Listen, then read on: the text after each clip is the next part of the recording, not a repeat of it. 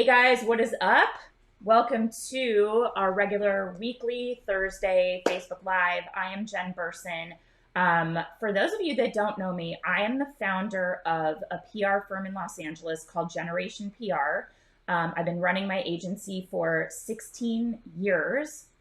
Wow, that sounds like a lot. 16 years. And oh my God, that just like hit me as like such a big number. It makes me sound really old. Um, but yeah, started my agency out of thin air, was a former civil litigator, and just did a complete 180 in my career. And I still love my business after all this time.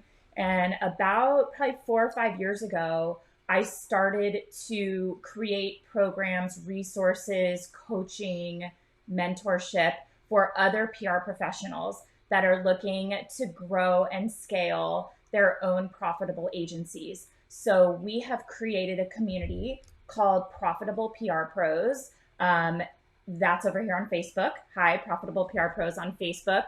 If you're watching on Instagram and you don't have, hi Icy, I'm on Instagram here, Facebook here. So if you don't have, if you're not a member of our Profitable PR Pros community on Facebook, jump over there and join. This is a community of people all over the world that are trying to run profitable agencies. What I realized is that there were no resources for people that just wanted to go out on their own. Maybe they were going to leave agency life and they wanted to create profitable businesses. And we have created an entire resource database for you. So thank you. Yeah, PR professionals love alliteration. So Profitable PR Pros. It's always a mouthful, but that's the identity I want you to start to sink into, is how to be a PR professional that loves what you do, even 16 years after you start doing it like I do, and you get paid for the work you do. So you're doing exceptional work. You get paid really well. You become a subject matter expert and you have a deep expertise in a niche. People pay you a premium to provide them with service, and you get paid for that. So that's like the whole point of this discussion is, what do we do if clients for some reason refuse to pay you? It's the worst feeling, right? And we have this question come up in our community, and we had one of our members ask, and I really wanted to put something together that empowers you, takes the power back, so that if clients are kind of playing these shenanigans, you have an approach, right? You have a way to move forward and confidently get what you're owed for the work that you've done. So just want to preface that even though I am a lawyer, I'm not your lawyer. This is not necessarily legal advice. This is just a strategy that this is how we approach it in our business. We have like a super high rate of getting paid. Ironically, when I was an attorney, hi Beverly. Ironically, when I was an attorney, I ended up doing collections at my law firm, which was like kind of junky work. They always put like junior associates on that work, but I had a really strong record of getting paid for the firm. So if clients didn't pay their retainers at the law firm, I went after them, and I had a whole process. So I know what goes into it. I know the strategies. When you pursue a legal route, we'll talk about that. The answer is I want you to avoid that as much as possible. But in my agency, we have things in place that allow us to get us, hi Brandy, that get us paid. And part of that is choosing the right clients. So that's going to come up in this discussion too. But how do you approach it if you are moving forward with a client and you're not getting paid? So let's help you take the power back. One of the things we know is that a lot of people are really afraid to approach a client about a late payment because we're worried that we're going to annoy them or we're going to upset them. It's like, well, or it's like if I ask for the money, they're going to highlight what you haven't done, or that the results have been less than stellar, even though we know that things take time to ramp up and we've explained this to them. So it's an uncomfortable conversation, but I want to remind you, the big news flash is this is your business. You're in charge of how you run your business, and you deserve to get paid for the work that you've performed. And the clients do not hold all of the power. And they should be just as concerned about annoying you or upsetting you about you performing the work and them not paying you. And more likely in these situations, it's resolved by having a discussion. So we're going to break down how to approach it if your clients are paying late. So first things first, as PR professionals, if you're not always doing that, if you're not already doing this, we get paid in advance of service. So we get paid on the first of the month for the upcoming month. So we sent our invoices out. Yeah, Michelle's saying they need you. They do. That's why they come to you. They're paying you for a service, and you perform the service. And also, we all know, side note, results are not guaranteed. So you get paid without the guarantee of results. That's the typical PR model. We see all these like kind of BS pay to play things popping up. Nelson is saying, I always ask for payment up front on the first of the month prior to doing any work. It's part of my contracts. That is an industry standard. Be like Nelson, be like me. That's how it works. So that's the PR realm, and when you first start working with a client, you send them your retainer agreement and you send them an invoice, and you get paid in advance of service. So you should be doing that first things first. Sometimes there are circumstances that arise where you don't receive payments on time or with that paid in advance runway. Our terms, I think, are net 10. Pretty quick turnaround. Like, we want to be paid in 10 business days. We have had clients, bigger clients typically, that have every contractor on a payment schedule. Sometimes they'll ask for net 30. We had a client ask for net 90. We said no. We said net 30 is a big compromise for us, and they agreed to it. Huge publicly traded company, multi-billion-dollar publicly traded company that declared bankruptcy at the beginning of COVID. And I am one of the only service providers that got paid before they declared bankruptcy. We got paid I begged the team, please pay me before this goes down, and they did. We still get all of the bankruptcy notices as a collector, even though we're not. So very lucky in that sense. But if I had been one of their other contractors that did net 90, get in line. Get in line. There's, probably millions and millions of dollars of outstanding invoices. So to avoid a situation like that, you have to stop it before you have performed all of the work that you're not getting paid for. So as PR professionals, a month, that's it. I don't want you doing anything beyond a month. And you have to, everyone's like, wow, so lucky. And it was a huge, huge retainer, our biggest retainer we've ever had. So it was a major bummer to lose that client, but we were owed a lot of money. We were owed 2 months retainer, no pay, no work. Yeah, that's right, Nelson. And so we were very, very lucky in that sense. Yeah, it was a bummer to lose them, but it had nothing to do with our work, and it was kind of out of our control. And we did get paid, which was like, it was teetering on the edge of uncertainty. And I begged the team, like, we're a small business. We delivered, we compromised for you, and we got paid. But let's say you're here where you submit an invoice to a client on the first of the month. Either it's at the beginning of your engagement and they haven't paid, or it's in the middle, and let's say you bill on March 1st and they don't pay, and you perform the service for that month. Let's say your terms are net 15, and right around that third week, you need to remind the client. So you have to tell them that, they owe you money. So it's something like, you're telling them, I have a little script for this, but I don't know where I put it. It's basically like, we're getting ready to send an invoice, and we notice that you haven't paid the first or the last month's invoice. Just a reminder, as we're going to be sending out an invoice, that you have one that's overdue. So they know that it's unpaid, and you're reminding them. You can also, we'll talk about this too, build in late fees into the contract so that it's a little point of leverage.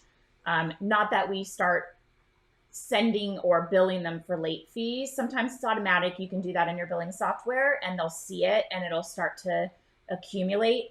But we in our agency don't do that. We have, our clients are sophisticated clients. Our clients are sophisticated clients, and you have a discussion first. It's not like they start accumulating late fees automatically. It's a point of leverage when things tend to go south a little bit. So, sorry, I'm getting pinged all day. Kids are getting ready to go back to school, and it is a hot mess with the public school system trying to figure out all these afternoon, morning cohorts. Any parent that has kids going back to school knows what I'm talking about. The parents are furiously messaging on all these boards trying to figure out how to properly, get the kids back and deal with it. So that's coming up in my peripheral view here. Basically you tell the client that you're billing again, and if you are getting ready to send that second invoice, it's going to be something along the lines of, with respect, I'm going to have to cease our services if the late invoice isn't processed 1 week from today. I hope you can understand the difficult circumstance that this puts me in, and that we can continue to work together to reach a solution.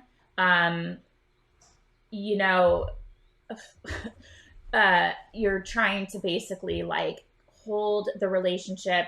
There's two sides of it. You either want to continue the relationship and it's still friendly, or if the client is continually lying, dragging their butt, and you get the sense that, hi Laura, all the way from Scotland, you get the sense that this is going to be a problem, or there's something that's going to be ongoing and you don't want to continue the relationship. That's a different discussion, because you may have to pursue or discuss pursuing legal action. So basically with these client relationships, it's a mutual relationship. You should be getting value from them. Respect, they're reliable, they're getting you what you need to do your job really well. And if you continually meet your own deliverables on your side and they're not doing what is expected of them, paying their invoices on time, turning things around to you in a reasonable time, if your expectations are not being met, it's time to take a stand. So it's difficult, but it's necessary, and it kind of lights a fire under their butt, because you're doing a good job, you're doing your job, and you are providing them a valuable service. It makes their business better. It gives them visibility, and it's Brandy. It's not. It's a mutually beneficial relationship. And if you feel like they're not respecting the work you're doing or respecting your terms, you're not providing the service for free or just for fun. You need to get paid and have to really take a stand there. So you have to tell them that, you're going to cease work. That's the big thing, but it tends to really sour the relationship. So you want to try other avenues first. Remind them the next invoice is up. We are having all this momentum. It would be really detrimental to the business if we stopped work, because it's going to stop all this momentum that we've created, or we're working towards this launch, or we're working towards some big event that is going to really suffer if we have to stop work. So we want to keep the momentum going. So, let's say also you have a contract that's signed for X amount of time. This is what came up in the group. Who asked this? I was trying to see if I had the person who asked this. So they have, let's say, a 6-month contract, but they want to back out early. Personally, on my end, I only pursue payment for work that we have done and for that work that we've billed. So even that month of the payment that they're maybe trying to end at that month. Sometimes they'll say, we want to end early, we'll go one more month. Great. Honestly, I do think that this gives you leverage. I don't go after clients for the full amount, pursuing legal action. There's a reason I don't do that. So let's say a client has a 6-month retainer, And we do have liquidated damages in our contract, which is essentially saying if you breach this contract, this is what the damages are. So if it's, $5,000 a month, so it's $30,000 for 6 months. That is the value of the contract. So if they end after 3 months, they've paid $15,000. Technically, the contract has liquidated damages in it that says that they owe you another. Oh, geez, did I lose you guys on Instagram? Here we go. Okay, I have to keep. Hold on. Okay, you guys are still here. I'm still here. My phone locked. So technically, you can go after that full amount. They sign the contract. It's in there. I don't do that because as an attorney, I know the stress, the heartache, the expense of pursuing a breach of contract action. It is something that we can use as leverage. So so Nelson's saying I don't provide an out for clients in any of my contracts. Technically, we do not either. We want the client to know if they enter into a 6-month retainer agreement, they are giving us 6 months. But personally, unless it's like a really bad ending of a relationship, which never happens. Nelson, my objective is that everybody that works with our agency has a great experience. If it doesn't work out, I will release them into the world and release them from their contract. I don't tell them that, but I don't want to fight and struggle. And I know that legal action is really expensive. So and you don't have to do it this way, but I get paid, you guys. So this works for me. And I don't want to fight tooth and nail for like every cent you owe me. I will be reasonable about it. So what I want to get paid on is the work that I've done and the work I've billed for. And if we can get another month after that, awesome. Yeah, Nelson's like, you and I think alike. If I can get another month and say, let's do 30 days and we'll release it early, it's kind of leverage. So I'll say we can terminate the contract early and waive the early termination. But we have to get paid for the work done. And there's a late fee that's built in, something along that. God, you guys, this is like fast and furious over here on my phone. So we kind of don't really enforce it. We don't tell clients. Our clients stay. We tell them in advance, this is, you need to give this 6 months. But so yeah, like I have notes to myself here. And what I said is that I want that if I do the work, if I provide the service, I want to get paid for it. And if we've already done the work for the month, we try to get paid in advance. We want to get payment for what we've billed, what we've already done. And if it's a great client and we haven't been paid, then we will keep going because we know they're probably going to pay. But once you start digging in your heels because they're a day late, a week late, sure, Nelson, reach out to me. Sure, let's chat. You know that if you're going to start digging in your heels, like I need to get paid and I want the value of the full contract, it is going to sour the relationship. I would rather have that client say, you know what, for whatever reason, we couldn't move forward, we lost our budget, or it wasn't going the way we expected, but this agency took care of us and they were reasonable and their team, took really good care of us, and they'll go into the world. It's just positive energy. And that's what I want. I want positive energy. I have had clients that promised to pay. This was back in the day. I don't do this anymore. We kept going. They were like, we're working it out. We're getting it. Checks in the mail. 4 months, like dumb me, my bad. And I did have to pursue legal action. They were in another state. I got a judgment and it was non-enforceable because they declared bankruptcy. So it wasn't anything I could have ever done. I did that actually in small claims court, so it didn't cost a lot. I think businesses, I don't know the full amount, but I think you can go after in small claims like around $10,000, something like that. It was a small amount. But it stunk, like it was not great. And so we don't allow it to get that bad anymore. We will stop the work at about a month. So, but if it's a really good client and I know I want to keep going, I really, really want it to work, I will send them reminders and know that once we start sort of threatening legal action, we're going to lose that relationship. So you have to make that decision. But, we had some advice from the community. Natasha, if I know you're not watching, but Natasha, I'm sending you so much love. She said something about an early termination fee equal to 1 month retainer paid in full. That's interesting.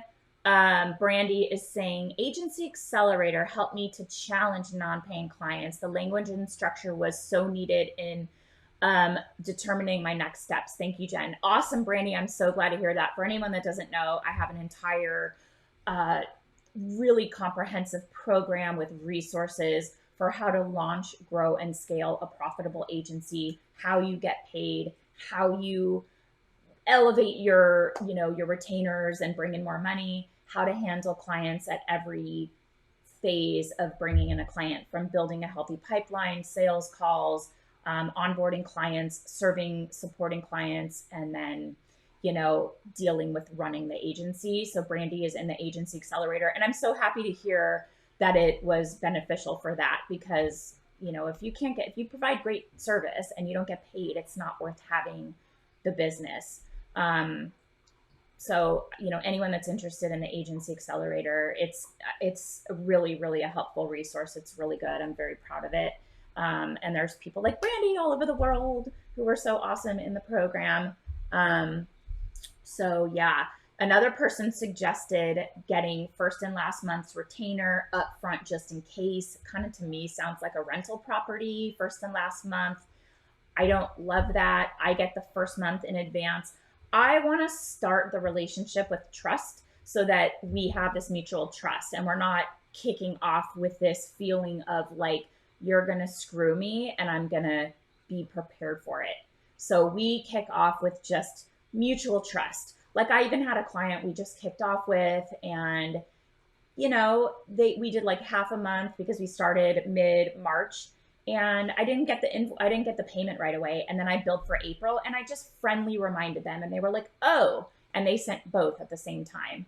And also one of the checks had the amount was off. They were like $500 short. And I could have been in a tizzy, like, oh my God, what does this mean? It was just literally like an accounting error. She was like, oh, so sorry. So be confident and comfortable to ask for what you negotiated for and what you are owed. Another person in our community recommended putting their card on file, credit card, so that you pay the invoice and you simply bill them when the charge is due. I think for smaller amounts, that works. Electronic payments, way easier. Nelson is saying most of our clients do wires at this point. One client is still paying by check, and it's fine. I mean, I haven't been paid by check in probably 2 years, and now we have one client that went back to that. I'm okay with that. I don't want to get hit with wire fees. I have it in my contract that if clients pay by credit card, either through PayPal or Stripe, they have to pay transaction fees. Because think about this, guys. Think about this. You pay your taxes at a certain rate, right? You pay your taxes, and it's painful to pay taxes. If you pay a 3% transaction fee on all of your payments, that's like adding 3% tax to what you're paying. That's your income, and you're just giving it away to PayPal or Stripe or some other way that you're getting paid, QuickBooks, however they process.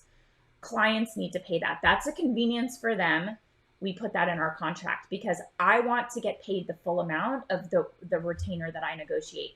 And when I pay my people also, I will pay either friends and family, or I pay by wire transfer, because I don't want them to pay credit card processing fees. Even though I like to put everything on a credit card because I like the points and I pay it off every single month. If people are cool with a credit card, I ask them, fine, that's their choice. I put everything on a credit card, pay it off every single month, paid in full, no late fees. I'm not advocating credit card for late fees. I want the points. My card of choice is Chase Inc. or Amazon. So pay off your credit cards in full, but ask the person, and I don't want to pay any credit card processing fees when people pay me on Stripe or PayPal by credit card. That's a convenience to them. They should pay it. That's in the contract. Hate wire fees. Never let any client pay me by wire. Instead, pay me by ACH, direct deposit straight into my account. No fee attached. Correct. We have international clients that sometimes have to pay by wire, but I have an account with BofA where we get inbound wires waived. It's a business account. Anyway, try to minimize fees, you know. But the other thing that you need to think about is if things get really, really bad and you feel like you need to take legal action, like if they're not in a position to pay, legal action is really expensive. If you can do small claims court, if it's under a certain amount, I think it's $10,000. Brandy's saying include those fees in the payments to clients. Convenience equals convenience fee. Absolutely. And put it in the contract. It's totally reasonable. It's completely reasonable. I don't think it's cheap or nickel and dimey. We do not nickel and dime our clients, but on something like that, I want to get paid. So pay by e-transfer payment goes straight into my account. Yeah, so getting paid, however, with no fees and as automatic as possible is great. However, the automatic payment, I do not love that.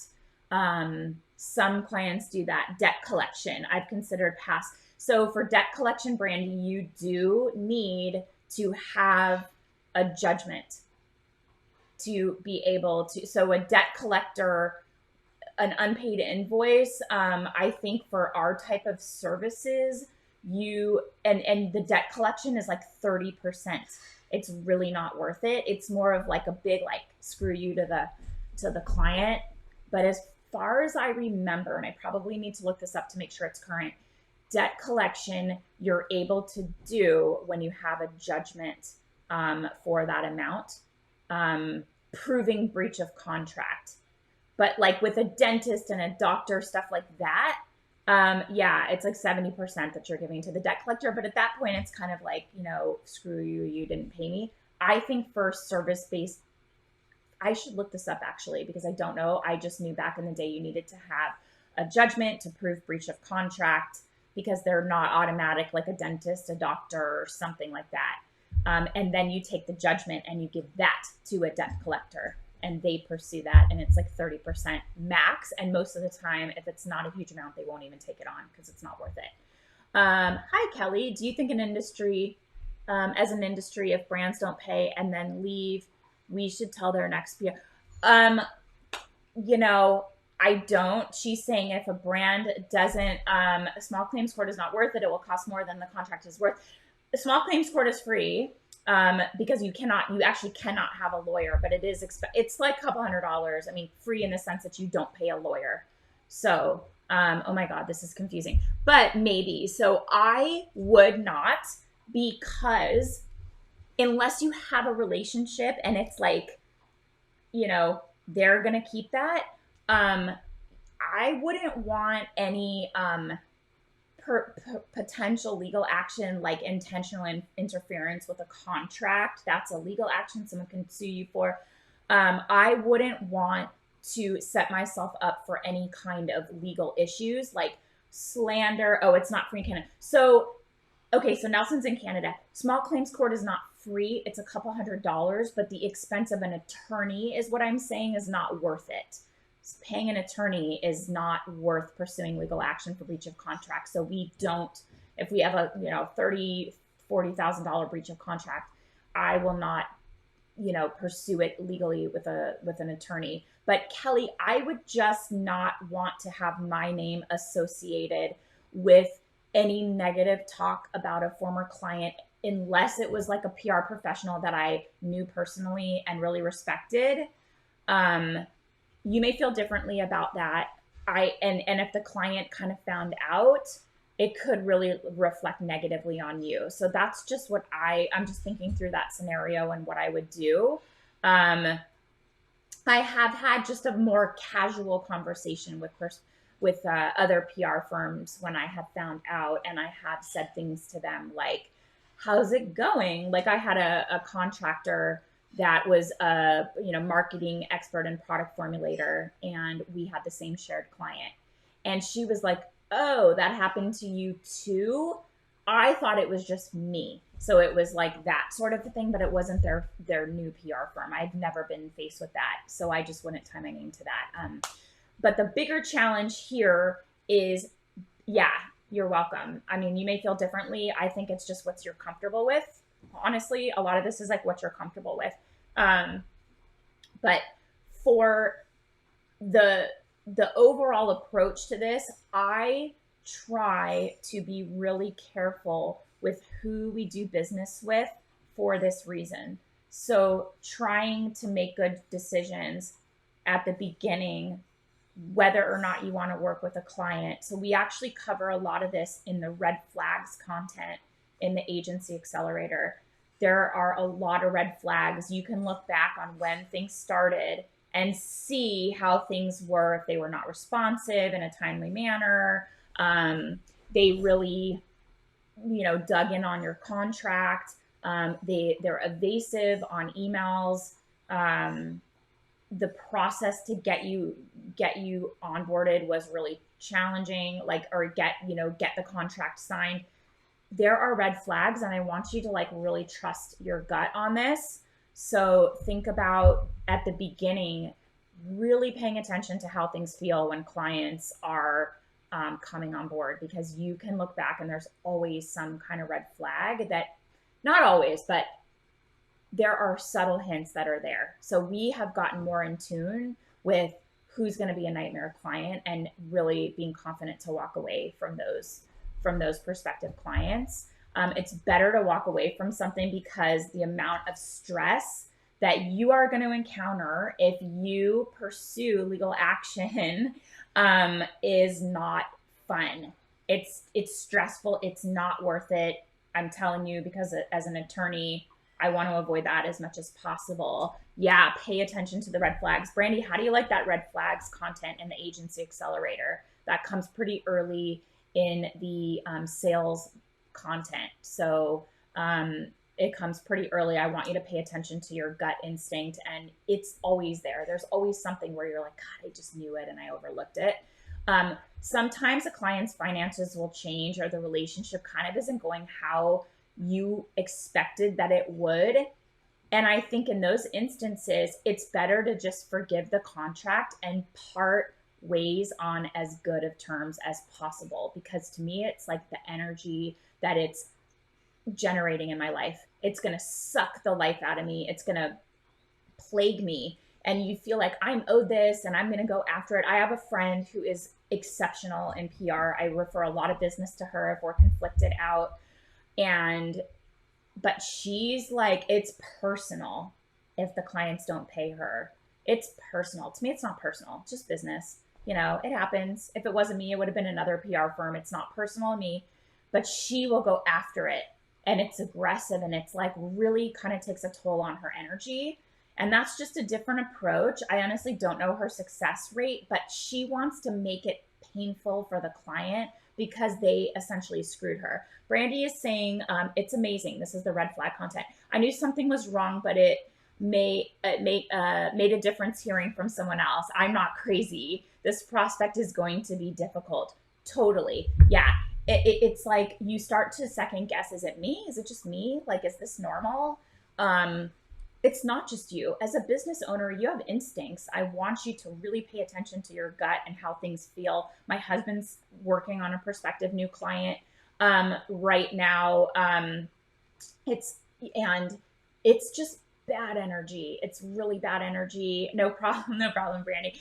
I know you're typing really fast to keep up with the conversation, but my husband's losing sleep. This client is being, just in their retainer, in their representation agreement, is being a complete nightmare. And I'm like, walk away. Honestly, it is not worth it. If she is going to be this difficult in this phase, think about what it's going to be like when you actually get into a deal and you need her. It's a negotiation on both sides. When my husband starts to represent someone, he's going to bring in a buyer for their business. So imagine how she's going to treat the buyer and what that's going to reflect on you. Nightmare, right? It's going to be a nightmare. And so he is now like, I'm going to set it free and be okay with that, because I know something better is out there. It's about energy. And Daria is saying, agreed. And I know you're here. Good points, Jen. Awesome. And Brandy says, as a new agency, you feel like you have to take them on and expand, but some clients are not meant for you. If I could summarize all of this in one sentence, it's that some clients just are not meant for you. They don't deserve you, and you'll feel that when you start talking to them. But I know as a new agency owner, you're just like, I need money, I need clients, I got to get going. Those are the ones that suck the life out of you. All the ones with red flags, you make exceptions, it's the lowest amount of money, the lowest retainer. Those are the ones that are going to like bleed your energy and going to be really negative. So it's really crappy, and you want to have recourse. And Darius saying not all money is good money. Exactly right. That's right. Sometimes you have to work extra hard for the, the money that's going to be difficult money. It doesn't feel good. It's not worth it. So I know that we want to have recourse, and that's why your contract is there to protect you, but it's a choice that you make whether or not you want to pursue legal action for unpaid invoices, because it's expensive and emotional. And that's your choice. You want to kind of nip it in the bud early. So that means making good choices on who you bring into your agency as a client, paying attention to the red flags and your instincts on clients. That means cutting it off early so that the amount of money that they owe doesn't get to be so massive that it's a huge detriment to your agency. So we will cut it off at a month and let them know we're going to stop work. I also let them know that the team has been paid and we need to be compensated for the work that's been performed. If they want out of their contract early, I will say, give us 30 days. And we want to be paid on the last invoice we billed for, plus another 30 days. And we'll release with no late fees and no penalty for the remainder of the contract. That's how we do it. You may do it differently. The other thing you can do is send a strongly worded demand letter. And that is like pre-legal action. That is you saying, if you do not pay by this date, here is what is going to happen. And that's a threat. And what could end up happening is you can attach what's called a complaint. For small claims court, it's an automatic form that's generated for breach of contract, a bunch of check boxes. You can make it on the website and just attach it. And it's like, we will file this complaint. Or you can draft up a strongly worded letter that says, on this date, we will file a breach of contract claim. Or like, we'll implement the late fees and pursue collections, or whatever you want to do. And just know that that relationship is over. You're never going to go at it like that strongly worded demand letter, and then the client's going to be like, okay, we're going to pay you and let's keep going. It's like, it's over. You have to be willing to know that relationship is over. So those are, the options of how we do it. You could also get the credit card and bill them. I don't love that. But some kind of other advice is mindset stuff. Just make sure you're only saying yes to clients that are a good fit for you. When you really go through that process we teach inside of the program, when you vet a prospective client the right way, this is less likely to happen. And only work with companies that won't have an issue paying you, right? We cover this in the program. And setting it up and making sure that you're protected, that they know what they're agreeing to. You get paid in advance of service, like Nelson, like Brandy, and that they know that results are not guaranteed, and they're not going to hold off your payment for that. So that's essentially how we handle it. The kind of script is like, I'm getting ready to submit my second invoice and still have yet to receive payment for my first invoice, and the terms we agreed upon have not been met.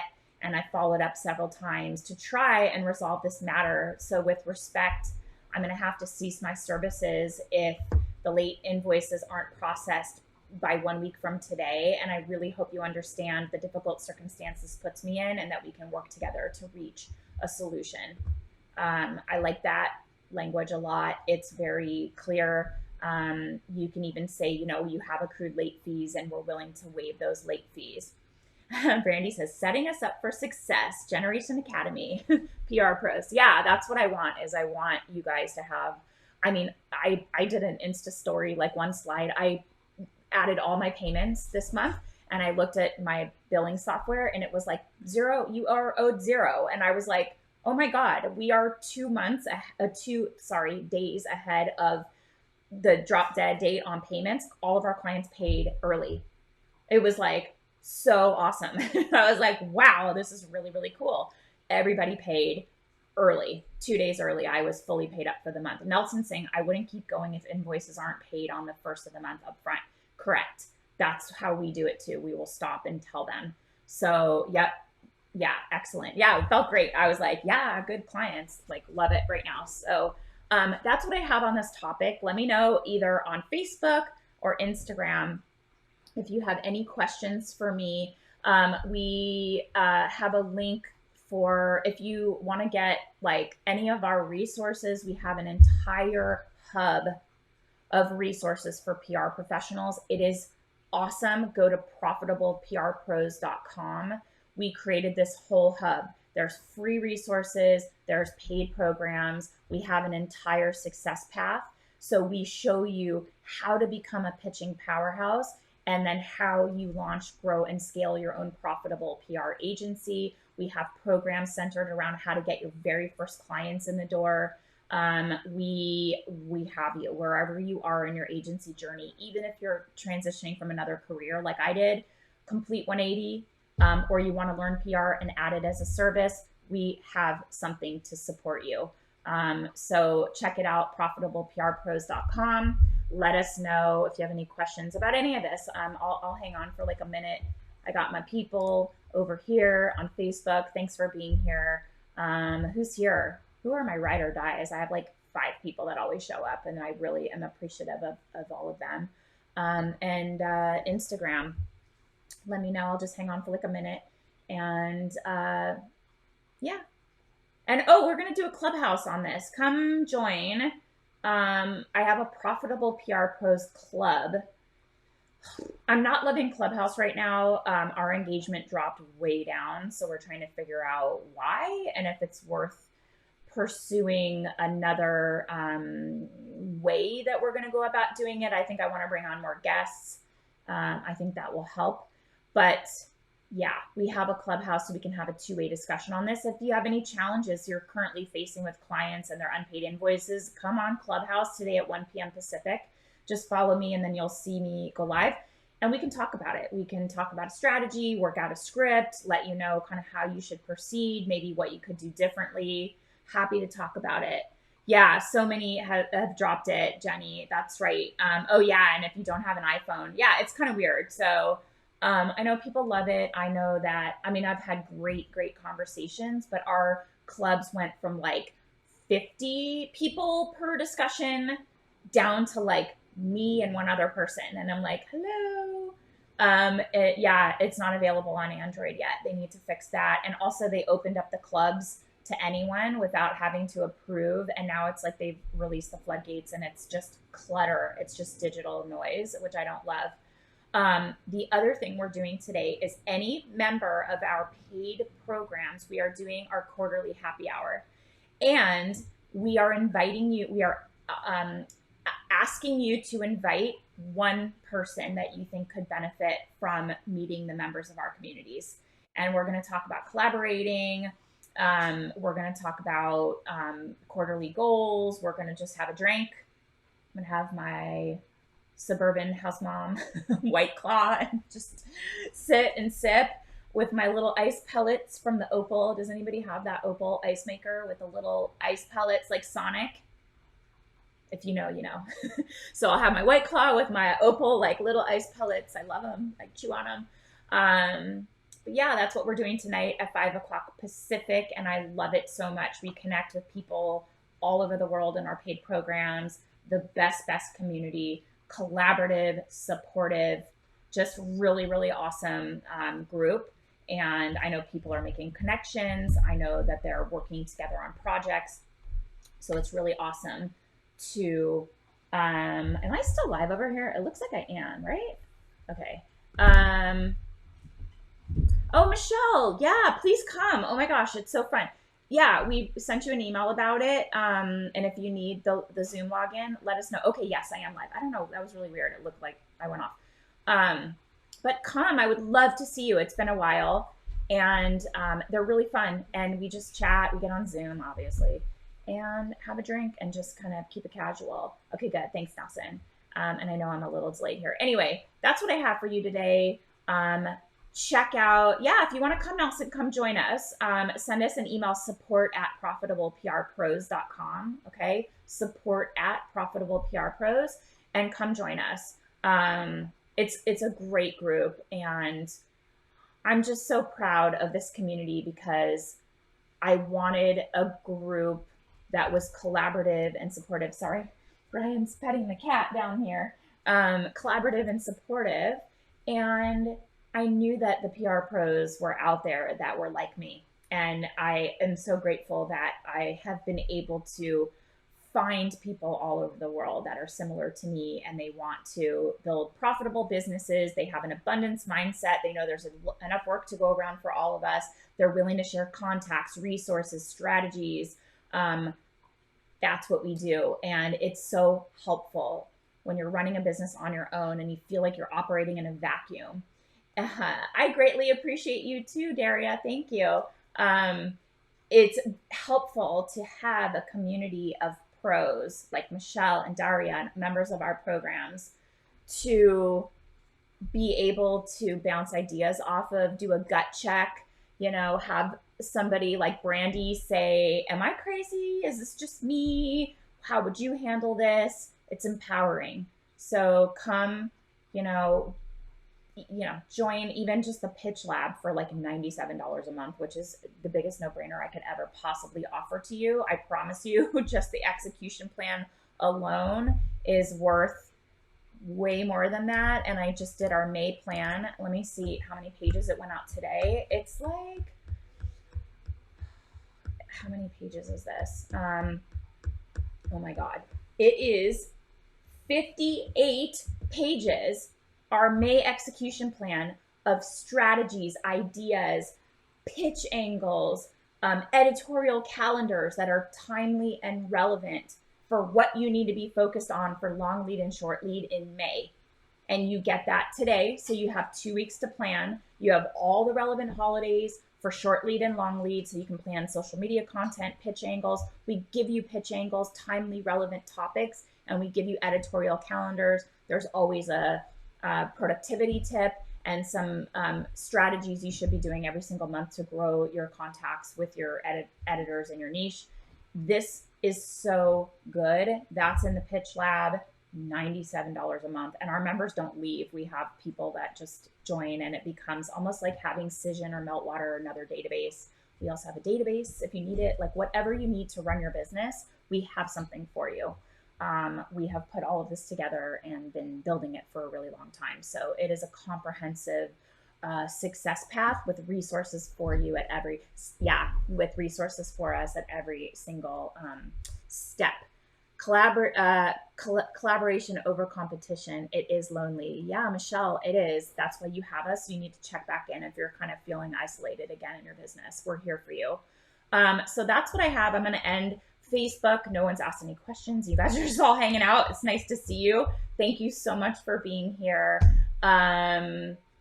Oh, and Nelson saying that's $130 Canadian. Still we don't say cheap. Cheap implies poor quality. We say inexpensive or affordable, right? It's high quality. I promise you it's very, very, very, very good. There's also a comprehensive training program that sits at the foundation of it that you can use to train your team, save you time. There are master classes. It's like such a no-brainer program. I wish it existed when I started my business. That's why we created it. So I'm going to wrap up here on Facebook. Nelson, hope to see you tonight at 5 p.m. Pacific. Thanks for joining us. I'll see you guys real soon. Bye, guys, on Facebook.